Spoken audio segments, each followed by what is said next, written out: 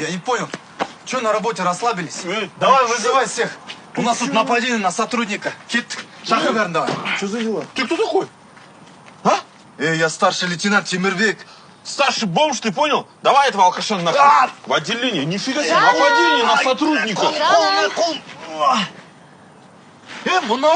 Давай, встань, Вы, офигеть. Кім мынау? Саламатсыз ба, күйеуім ғой? Ішмаса есі қуат. Жаңа мен деймін, бастап алам деймін, ұрам деймін. Күйеуің болса қарамайсың ба дұрыстап? Е-мое. Енді ішіп алып бүкіл ақшасын ішті ғой, не істеймін? Обезьянникқа апарып тастайық, есін жиған соң келеді өзі таңертең.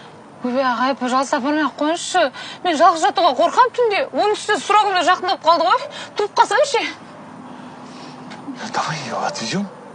Тут, блин, сейчас это волокида, бюрократия, бомжа какого-то оформить хотите, что ли?